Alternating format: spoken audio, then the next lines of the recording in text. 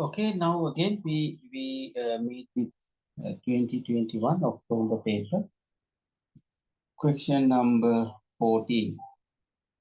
So we got this question number 14 there.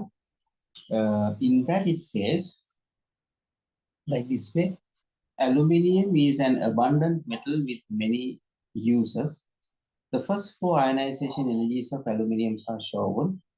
See the first one, 578. Second one, 1820. Third one, 2750. See that first three electrons are easily removed. Not that much bigger gap. When we go to the fourth one, there's a very big gap. 2000 to 11,000. That means three electrons are easily removed. That means there are three electrons in the outermost. So that means it should be group 3. Explain how this information shows that aluminium is in group 3 of the periodic table. Three electrons are easily removed. Fourth one shows very high ionization energy.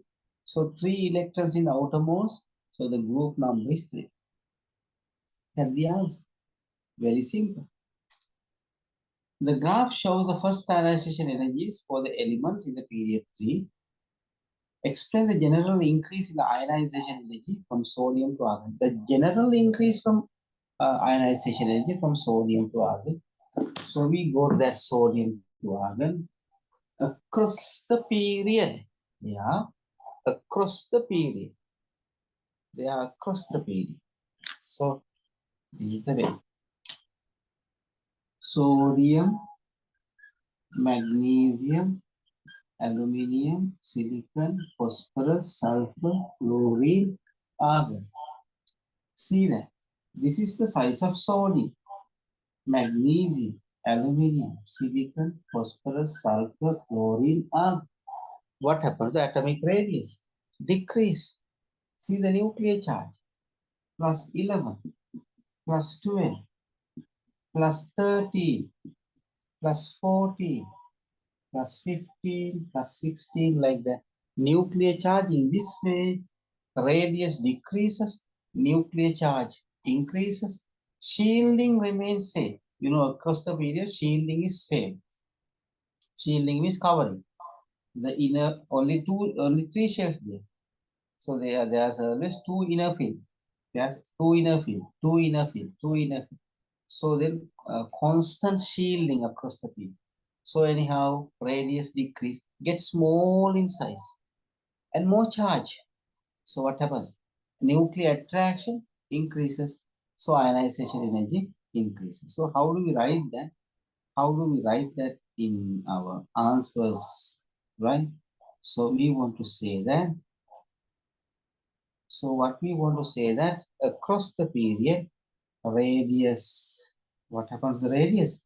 The radius decreases, nuclear charge increases, shielding remains same, so nuclear attraction increases, so the ionization energy increases, right?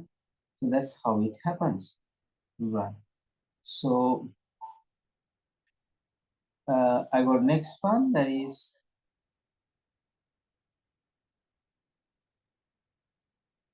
explain why the first ionization energy of aluminium is less than the first ionization energy of magnesium. So when I concern this magnesium and aluminium, so see this one, magnesium, the last electrons are filling 3s2. Aluminium, the last electrons are 3s2, 3p1. So look at here, one thing is that 3s2 is completely filled and 3p1 is not completely filled. The 3p1, this is something like the staircase. 3s, 3p, 3d, right? See that? The staircase. Ground level is 3s, next 3p, next 3d. So there's ball here, two balls there. And there's one, there's no any. And here there are two balls and here one. So see, this ball is in a higher energy position. This is in a higher energy position. This is in a higher energy position. Right. So this higher energy in this electron. So it has higher the energy, lesser the stability. Right. So something keeping up is very difficult. It falls down like that. This is in a higher energy level. So I will say 3s2 electrons are completely filled and low energy level, so stable, difficult to remove. 3p1 electron not completely filled and high energy level, so unstable, easy to remove. That is why aluminium easily released. So I will say aluminium 3p1 electron is in a higher energy level and incompletely filled, so unstable, so easy to remove. That's why. The next one. Describe the bonding in aluminium metal. So you have to say that in aluminium metal, aluminium ions are merged in a pool of delocalized electrons. Aluminium ions are merged in a pool of delocalized electrons. So these aluminium ions and delocalized electrons are attracted and makes the electrostatic attraction with the cation and pool of delocalized electron. So that's how the aluminium metal is made. Give two possible reasons why aluminium is used for overhead power cable, light in weight, and aluminium has a special ability that aluminium, if this is aluminium rod, it makes its own protecting coat of aluminium oxide. This is aluminium oxide protecting coat. After once that protecting coat is made, so the aluminium in the middle not get connected with water or oxygen because the protecting coat is there. So aluminium, once it makes a cover, so after that never it contact with water and oxygen. So not rusting like iron, of course. Only once it makes a layer of protecting cover of aluminium oxide. So after that it's protected. So one thing is it's lighter in weight, makes a protecting cover, good conductor of electricity. That's why they use. The next one. New uses for the waste aluminium cans are being investigated. One possible use is to make a nanoparticle alloy to produce a hydrogen fuel. Aluminium nanoparticles react with water to produce aluminium oxide and hydrogen. Complete the following equation, say symbols are not required. So now see that.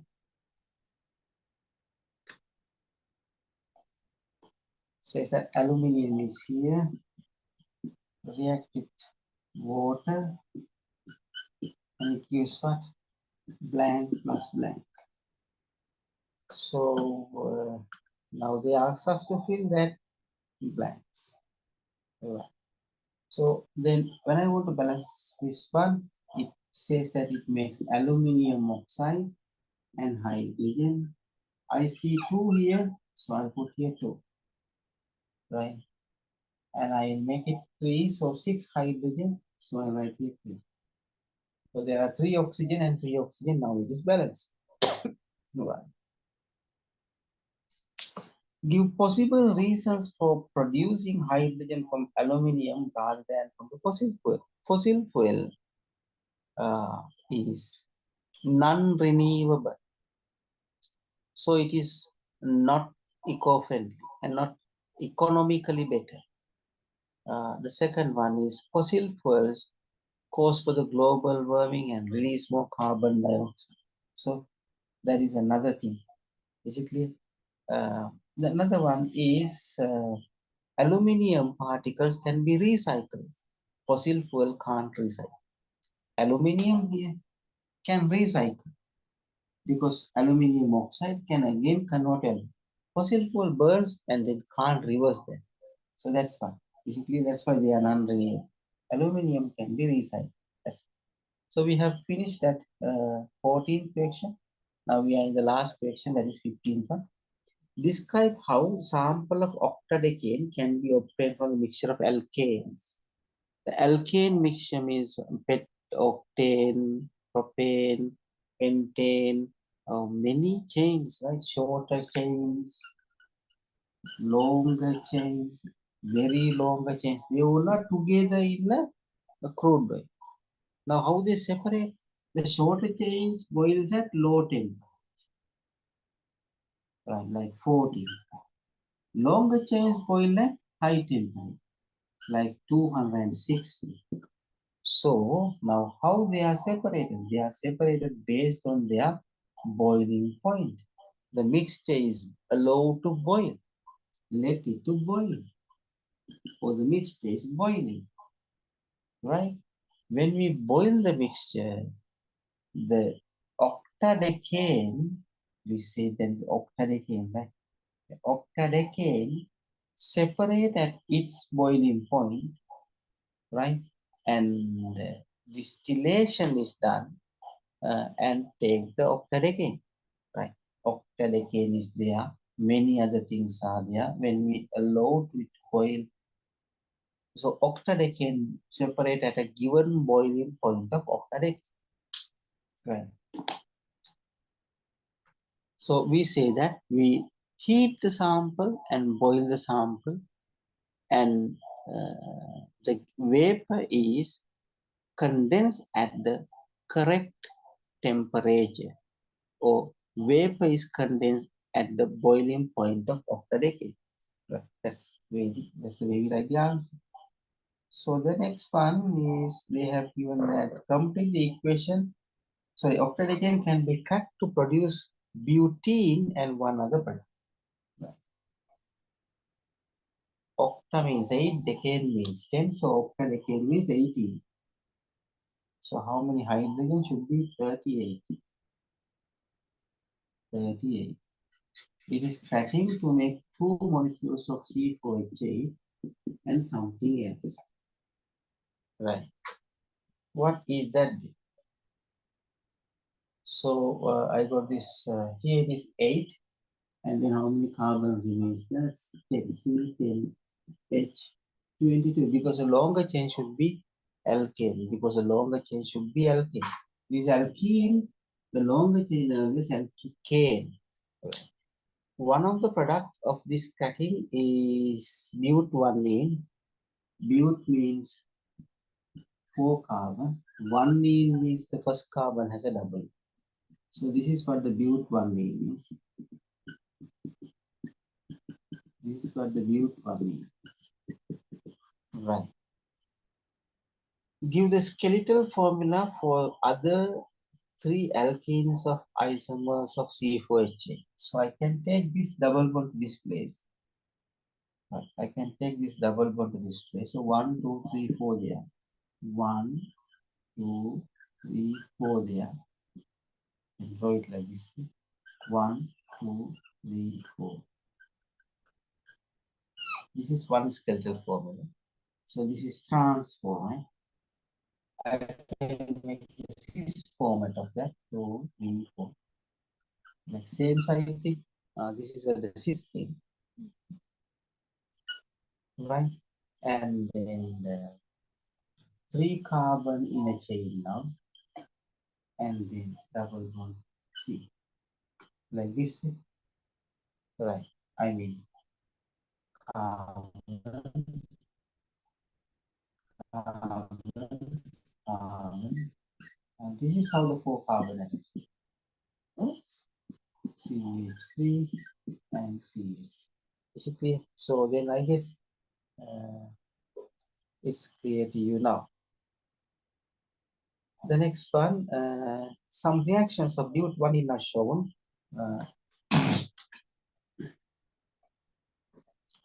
Some reactions of but1-ene are shown, that is CH3 dash CH2 dash CH double bond and CH3. So when we add up Cl2 here, the product is CH3, CH2, CH, here Cl and here CH2.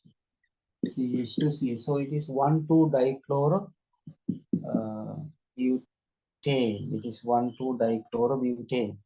Right. So this is the structural formula. And the next one is hydrogen and nickel is added. Hydrogen and nickel is added. This double bond breaks and 2 hydrogen added to that. So it's what CH3, CH2, right? And CH2, CH3. That's how it comes. It's butane. And then when we add KMnO4H plus, KMnO4H plus, we can add 2 OH molecules here. That is CH3, CH2, COH, double bond breaks, CH2, OH like this. So this one is butane 1,2-diol, 1,2-diol, butane 1,2-diol. Diol means 2 times O. And this one makes steam. It makes a steam here. Steam is water vapor and H plus. So it makes alcohol only. CH3, CH2, COH, CHOH, CH. So this is how it happens. All right. Draw the displayed formula polybut-1-ene showing 2 repeating units. Polybut-1-ene. Okay, so how we show the polybut-1-ene? Polybut-1-ene. So this is the way. This one is but-1-ene. 3, 4. This is what the but-1-ene is. So in the polymerization, I will rearrange the monomer like this way, CH2, double bond, CH. Then I write CH2, CH2, CH2, CH3. So this is what the monomer is. This is what my monomer. These many monomers are connected. CH2, double bond, CH, CH2, CH3. And again CH2, double bond, CH, CH2, CH. Right, so 2 repeating is connected. Always double bond carbon attacks the next molecules double. The double bond to this one to next double bond, and that also same. So this arrow makes a new bond, CH2, double bond becomes single bond, CH, and downward CH2, CH3. Right. And then this makes a new bond, CH2, double bond break, CH, CH2, CH3. Like this way. It happens. So this is how 2 repeating unit. You see, this is 1 repeating unit, and this is the another repeating unit. Right. I guess it is somewhat clear to you now. State one advantage and one disadvantage of using incineration for dispersal of polymers other than effect on climate. Other than the effect on climate. Right.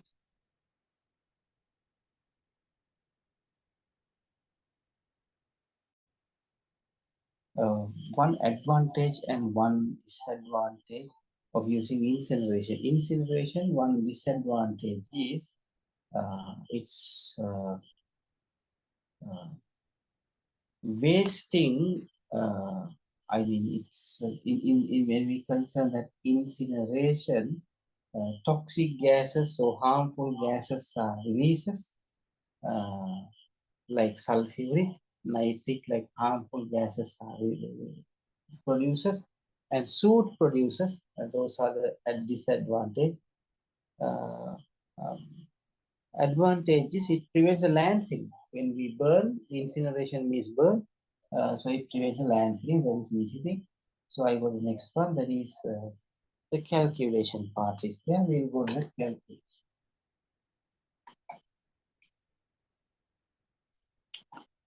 So I see that 2C4H10 plus 13O2 gives 8CO2 plus 10H2O. Right. I will write the simplest ratio here now. 2, 13, 8, 10. 1, 6.5 divided by 2, right? And 4 and 5. So 1 of this react with 6.5 of this and 4 of this and 5 of this. How much of this thing react? 35. So how much of oxygen need? 35 multiplied by 6.5. See, that is how much 35 multiplied by 6.5, it is 227.5. Right. Then that is how. And then carbon dioxide, 35 into 4 times. So 35 into 4 times, 140. So how much of carbon dioxide produced? 140. You know that is 140. Now how much of oxygen need? 227.5. How much of oxygen added?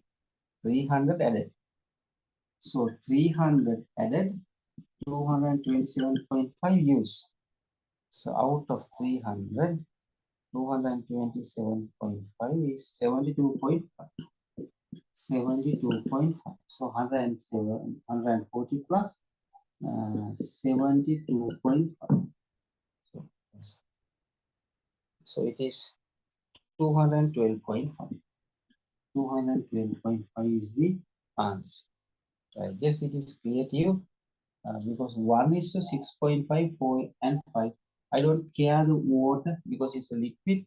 I concern 300 of oxygen there. Only 227.5 is used. So somewhat of oxygen remains. How much of carbon, how much of hydrocarbon there? 4 times of that carbon dioxide because 2 is to 8. That's the way. Explain the main hazard when using the butane as a fuel in portable heaters in an enclosed space as a fuel. So then it is carbon monoxide can be produced. If the carbon monoxide produced, it goes for the respiratory problem. It prevents the or it limits the supply of oxygen to the blood. So those are the problems associated with that.